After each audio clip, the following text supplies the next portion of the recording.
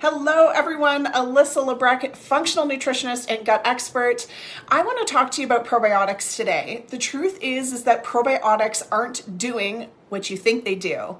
And if you're someone who has taken a probiotic before, or maybe you're thinking about taking a probiotic to help with your constipation, diarrhea, gas, bloating, acid reflux, abdominal pain, if you just straight up have an icky, unpredictable, irritable gut, you've probably considered probiotics. And so if that's you, I want you to stay till the end because I'm going to be talking about the specific timing of when you want to be actually taking a probiotic, because I'll tell you, 90% of people take it at the wrong time.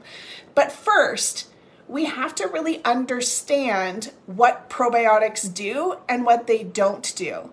And the truth is that most people are taking them for the wrong reasons. You see, probiotics are meant to support functionality. They're not meant to correct damage and deficiencies.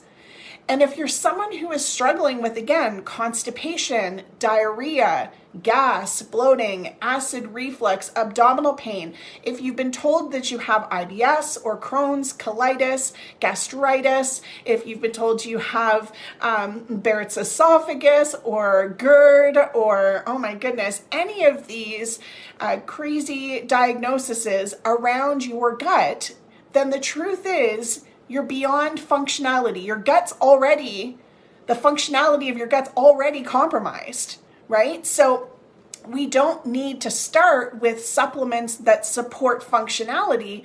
We have to first get rid of the damage and deficiencies that are causing the functionality to be impacted. Make sense? So you see, a probiotic, again, supporting functionality is really great for maintenance and maintaining the functionality of your gut. But once we have, again, damage, deficiencies, and infections set in, these are often what's ultimately wreaking havoc and causing your symptoms.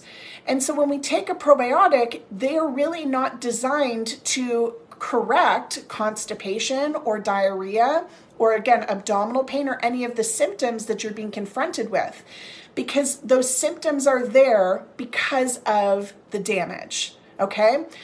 So here's the thing we need to really understand. If you are struggling with bloat, if that bloat is caused from SIBO, let's say, small intestinal bacterial overgrowth, and let me just tell you, your bloating can be caused by multiple contributing factors, but as an example, if it were caused by SIBO, an overgrowth of bad bacteria happening in the small intestine, taking a probiotic isn't going to do shit for your gut. Taking a probiotic, in fact, may even make your symptoms worse because it's going to piss off the SIBO, right? If you're someone who is struggling with food sensitivities, and those food sensitivities are really in part being caused by leaky gut, taking a probiotic isn't going to do anything.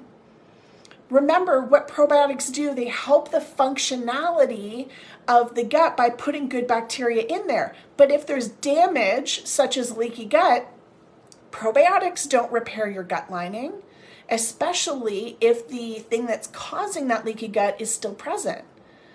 And so again, what happens is a lot of people, they're still struggling. They can't eat foods. They're reacting. They have to make totally separate meals from their family. Going out to restaurants is like not a thing, not possible. There's never anything to eat, or you have to totally modify the menu. You might as well have just stayed home. A probiotic, they add these things in, and then they get so frustrated because they just spent more money and it didn't work again, right? And it starts to really wear on us. And so, you probably see where I'm going with this. We've got more examples if you're struggling with abdominal pain. And that abdominal pain is actually being caused by something like a parasitic infection. Well, you can take probiotics, but it is going to feel like World War I in your gut with these good and bad bacteria butting heads. And oftentimes, you can feel worse. And so probiotics are such an incredible supportive supplement as part of maintenance and supporting the functionality. But if you're struggling with persistent, debilitating gut symptoms, probiotics are not what fixes the gut. Probiotics are not what correct damaged deficiencies, and they certainly don't remove infections. We often need to address those things first. And so the analogy that I love to give our clients inside our Love and Trust Your Guts program is I want you to imagine your intestines are lined with chairs, like the chair we sit on, okay? Now, what happens for a lot of people is that when we're struggling with gut issues, we have had an overgrowth of bad bacteria that have set in. And those chairs, like musical chairs, have become occupied with bad bacteria. In fact, when we run functional testing for our clients and we assess their beneficial bacteria, we see one of two things occur when digestive symptoms are present. Most cases, we see severe deficiency in beneficial bacteria, which again is part of the reason why people think, oh, I should take a probiotic, but I'm going to explain why that's not the case. The second thing that we see is an overgrowth in beneficial bacteria. And most people think, yes, this is such a good thing. I have more than enough good bacteria, but it's actually not a good thing. It means that there's overgrowth of bacteria. Your microbiome, the balance between good and bad bacteria, is thrown off. And those beneficial bacteria going into high drive is often because they're fighting some sort of infection. And so these two scenarios are really not a good scene, right? And so what ends up happening is that bad bacteria end up setting in. They start to take over the gut. They line your chairs and they occupy all the chairs. Well, when you go to take a probiotic, what happens is there's nowhere for them to sit down, latch on, and start to repopulate to help the gut. So if you do take a probiotic early on, before you correct all the damaged deficiencies and infections, it may support your gut while it's in your body. When you swallow that capsule and it's traveling through your digestive system, it may help support it. But you're going to poop it out, because there's nowhere for these beneficial bacteria to latch onto and start to repopulate. There's work that has to happen first. And so this is really key here. If you're someone who is buying all the random supplements, you're getting frustrated because nothing is working, this is the importance of following a certain pecking order, working through specific layers to be able to have the things that you're taking actually work. So the first step is we have to clean out the chairs.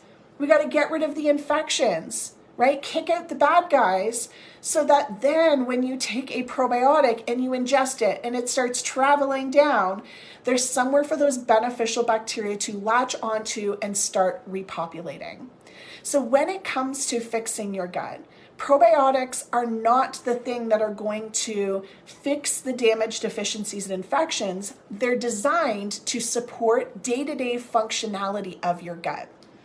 And so the best timing for you to take a probiotic in a protocol in fixing your gut is after you have removed infections, removed toxins, started to repair damage, and address deficiencies, and that's when we start taking a probiotic. So it actually comes towards the tail end of a protocol.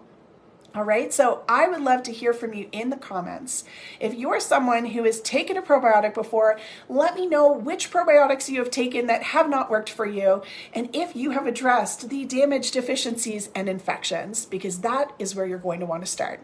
All right, guys, I hope this was helpful. We'll see you later this week. I've got more helpful tips coming around probiotics, and keep your eyes peeled because we're going to be talking about specific strains that can help the functionality of your gut once you have removed those damaged deficiencies and infections. All right, bye, guys.